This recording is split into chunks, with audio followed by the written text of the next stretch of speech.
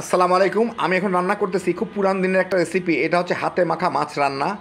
খুব সহজ কিন্তু খাইতে দারুণ মজা। ব্যাচেলার কিংবা যারা কম ঝামেলার রান্না পছন্দ করেন তারা এইভাবে রান্না করে দেখেন, একদম আঙ্গুল চেটে খাবার মতো। তো আসেন দেখি শুরু করা যাক। আমি এখানে 4 পিস রুই মাছ নিয়ে নিয়েছি, একটু মোটা করে সাইজে কাটা, কারণ এটা উল্টা পাল্টা দিতে গেলে যাতে ভেঙে না যায়।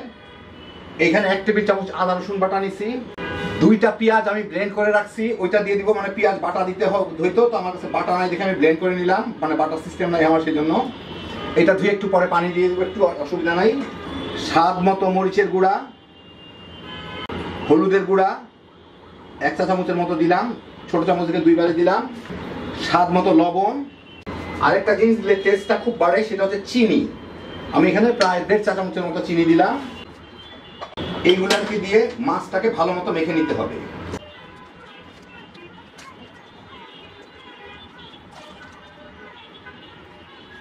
এখন যে ব্লেন্ডারটা আমি ব্লেন্ড করতাম ওর ধুয়ে প্রায় আধা কাপের মতো পানি দিয়ে দিলাম।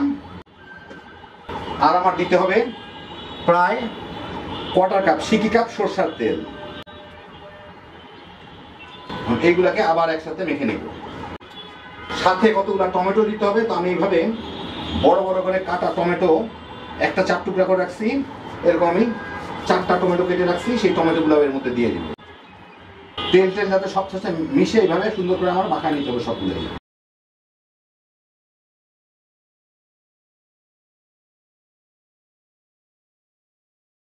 আমি ভালো মতো মিশিয়ে নিলাম। এখন এগুলোকে আমি সুন্দর করে রেখে সবগুলোকে সাইজ মতো বসায় দিব। এরপরে কিন্তু আমি নাড়ানাড়ি করবো না, এটা সরাসরি চুলায় চলে যাবে।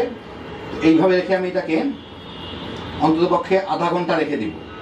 আধা ঘন্টা পরে এটাকে আমি চুলার উপরে বসায় জাল দিব, নাড়ানাড়ি করবো না, চতুর্দিক থেকে ফুটে উঠুক, তারপর এটাকে আমি উল্টায় দিব।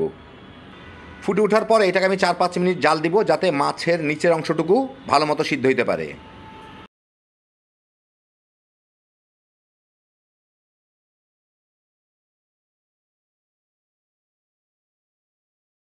প্রায় মিনিট 5 জাল দিলাম। এখন আমি মাছগুলাকে সাবধানে উল্টায় দিব।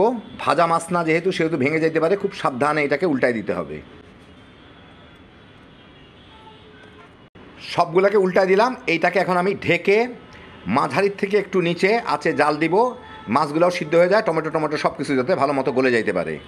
8-10 মিনিট জাল দিয়ে এখন আমি এই টমেটোগুলোকে একটু চেপে চেপে গলায় দিব, একদম পুরা ভর্তা করে ফেলবো না, যাতে একটু ভাঙা ভাঙা টুকরা থাকে। এইভাবে এগুলাকে আমি একটু গলায় দিব। এর সাথে ঝোলটা কিন্তু অনেক কমে গেছে।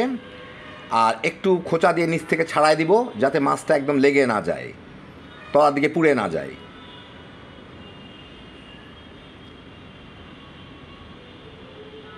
এখন এটাকে খোলা অবস্থায় আমি আরও মিনিট 2-3 জাল দিব। 2-3 মিনিট জাল দিলাম, একটু ঝাঁকা দেখি তলে লাগছে নাকি না। যাই হোক, এখন এর উপর আমি কিছু ধনিয়া পাতার কুচি, কিছু কাঁচামরিচ, আস্ত কাঁচামরিচ দিয়ে দিব।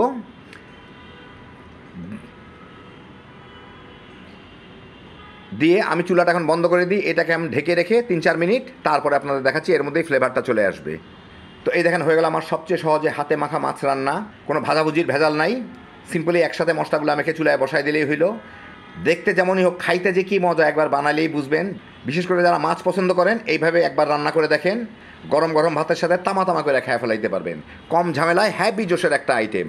আল্লাহ আপনাদের সবাইকে ভালো রাখুন, সুস্থ রাখুন, নিরাপদে রাখুন। ইনশাআল্লাহ বেঁচে থাকলে আবার দেখা হবে। ফি আমানিল্লাহ।